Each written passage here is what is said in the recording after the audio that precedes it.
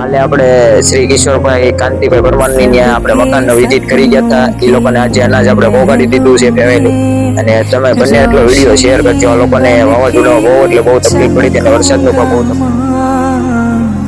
कमजोरों को मैं बल बन के कंधा दूंगा मैं मत दे शोला बुझने